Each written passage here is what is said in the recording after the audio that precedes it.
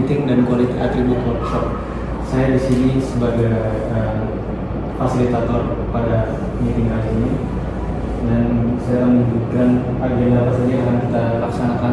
Yang pertama ada pembukaan dan metodologi QAW, visi dan sasaran bisnis yang akan dipresentasikan oleh business owner Yuda, presentasi rencana dan batasan arsitektur yang dipresentasikan oleh Yasmin Putri selaku sistem arsitek. Lalu ada workshop acara utama kita, dan selanjutnya penutupan dan langkah selanjutnya.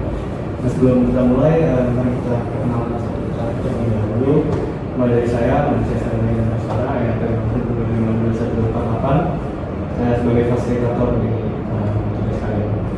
Lanjut, Yasmin. Saya Yasmin Putri sebagai sistem arsitektur. Saya Mela Salmaswari sebagai developer representatif. Saya Dwi Yuda Prawira sebagai business owner.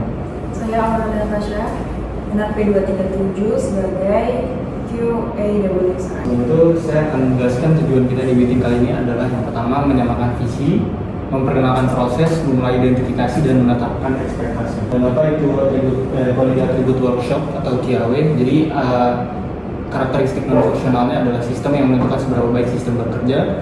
Sebagai contohnya kecepatan, keamanan, keandalan, dan kemudahan perawatan. Dan mengapa ini penting adalah karena atribut kualitas adalah penggerak arsitektur, dan keputusan arsitektur selalu bersifat trade-off. Sebagai contohnya, sistem yang sangat aman mungkin akan sedikit lebih lambat. Lalu QAW membantu kita membuat trade-off yang tepat secara sadar berdasarkan prioritas bisnis. Dan output kita pada rapat kali ini adalah Quality Attribute Scenarios atau QAS, yang membuat pernyataan yang spesifik, terukur, dan dapat diuji, yang mendefinisikan kualitas secara umumnya. Adalah presentasi dari visi dan sasaran bisnis oleh bisnis owner kita juga. Oke, di sini saya bakal menjelaskan yang awal dulu ya. Apa itu Finsight? Jadi Finsight ini sendiri kayak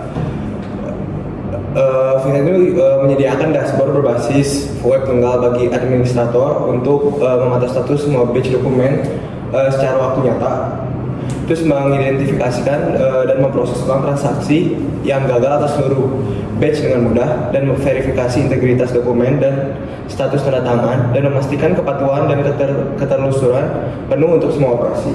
Di sini tujuannya ini kita pengen menyediakan workflow otomatis, auditable, dan terintegrasi melalui dashboard web menggantikan batch script manual. Oke, jadi di sini kondisi bisnis yang sekarang ini tidak ada visibilitas proses, yaitu berdampak di bisnis, yaitu resiko kegagalan tak terdeteksi dan diproses only manual, yaitu inefisiensi dan biaya yang sangat tinggi, dan log tidak terstruktur yang membuatkan audit menjadi lebih sulit, dan integrasi eksternal yang terpisah dan menyebabkan potensi error dan kebocoran data. Nah, di sini sistem requirements-nya ini yang saya ingin adalah proses dan generate statement dalam mode batch dan reproses failed batch secara otomatis, administrative dashboard untuk melacak status batch dan log proses, terus generate performance dan audit reports, dan user authentication plus role-based access, dan integrasi API dengan layanan e-signature eksternal, dan log semua operasi untuk security auditing. Nah, di sini untuk quality attribute-nya yang saya ekspektasikan kepada relawan auditability, yang pertama adalah auditability ya, log itu log lengkap dan laporan audit otomatis, usability yang dashboard intuitif untuk reproses dan monitoring, availability-nya itu untuk sistem jalan 24/7 yang batch tidak akan terhambat, dan security yang autentikasi kuat, plus integrasi API aman, dan integrity yang data tetap utuh dari batch hingga e-sign. Mungkin sekian dari saya. Oke, terima kasih Yuda atas pemaparan materinya. Selanjutnya, agenda kita adalah pemaparan materi dari sistem arsitek kita, yaitu Yasmin Putri, dan sekaligus adalah diskusi publik yang bisa disampaikan oleh developer. Waktu tempat dipersilakan. Selamat siang semuanya, mungkin kita bisa masuk ke Finsight Architecture. Untuk key business-nya sendiri ada 7 poin, di mana pertama itu memproses dokumen finansial dalam jumlah besar secara batch, memastikan keamanan, integritas, dan kerahasiaan data sensitif, menyediakan kemampuan monitoring real time, lalu menerima processing, menyediakan audit trail, mengurangi beban manual, menjernihkan data digital. Lalu mungkin bisa dilanjut ke key technical environment dan conference. Next slide. Untuk technical requirement sendiri ada 6 tahapan, itu batch processing, latency rendah saat melakukan koneksi ke layanan digital, audit logger yang mencatat seluruh event, dashboard berbasis web untuk admin, real-time mechanism, role-based access control untuk membatasi akses. Lalu untuk technical constraint sendiri ada database, digital signature provider, operating environment, lalu security policy, regulatory administration, dan infrastruktur. Mungkin bisa di next slide. Lalu untuk sistem konteks diagramnya sendiri itu perusahaan ini berada di tengah ekosistem internal bank dan berinteraksi dengan beberapa aktor serta sistem eksternal. Melalui konsep diagram ini kita dapat melihat bagaimana data dan perintah mengalir dari luar ke dalam sistem. Lalu admin user sendiri itu menggunakan dashboard untuk memulai batch, memonitoring proses dan melakukan processing. Lalu batch scheduler memicu proses batch otomatis sesuai jadwal. Lalu digital signature provider menerima dokumen dari fansign melalui XML untuk proses tanda tangan digital. Terus database internal menyimpan dokumen metadata status batch dan seluruh log audit. Lalu auditor itu dapat mengakses laporan dan jejak aktivitas untuk keperluan compliance. Untuk tujuannya sendiri adalah memberikan gambaran menyeluruh tentang bagaimana Vincent ini menerima input berinteraksi dengan sistem lain dan memberikan output kembali ke pengguna maupun sistem eksternal. Untuk high level arsitekturnya sendiri menggambarkan struktur internal Vincent dan pembagian komponen utama berdasarkan layer arsitektur. Untuk bagian-bagian itu presentation layer ini web dashboard, untuk service layer ini API, batch orchestrator, lalu untuk business logic layer itu dokumen prosesor, signature connector, data layer itu database dan audit logger, integration layernya ini digital signature provider. Untuk komponen utama yang ditujukan dari web dashboard itu untuk interface admin, API gateway, menerima request dan mengatur akses, batch orchestrator itu mengatur proses batch, retry, parallel, lalu dokumen processor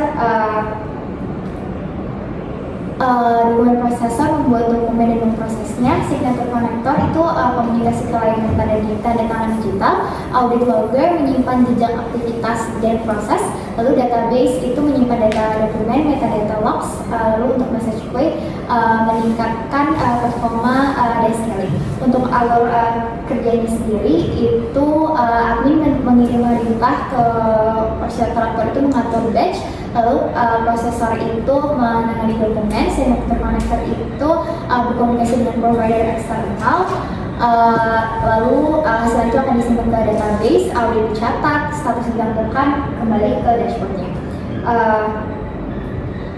Tujuan diagram ini tuh untuk menunjukkan struktur internal, bertanggung jawab setiap komponen, dan bagaimana proses berjalan dalam sistem.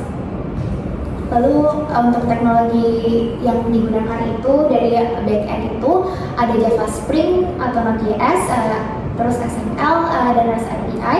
Lalu untuk database itu PostgreSQL, lalu pre-cleaning untuk data dokumen besar, indexing untuk query cepat. Oke, mungkin sekian dari saya. Terima kasih Yasin atas pemaparan yang sangat komprehensif. Selanjutnya, setelah ini kita akan ada 15 menit break untuk kita rangkum pemaparan dari Yasin dan juga sudah disambung dari sistem arsitek. Oke teman-teman, karena sudah 15 menit, kita lanjut ke acara utama kita yaitu workshop. Yeay. Nah, jadi saya akan menjelaskan dulu ground rules yang kita punya di pada workshop kali ini. Jadi kita fokus pada apa dan seberapa baik, bukan bagaimana. Jadi kita di sini untuk mendefinisikan kebutuhan kualitas. Contohnya sistem harus merespon dalam bentuk bukan solusi teknis. Contohnya kita harus pakai database X. Lalu ada satu waktu, jadi agar semua masukan terdengar dan tercatat, mohon bicara satu-satu. Lalu selanjutnya ada spesifik, tulisan dari abstrak. Jadi dari kata cepat, aman, termudah, dan dari sesuatu yang bisa diukur seperti selesai dalam 10 menit.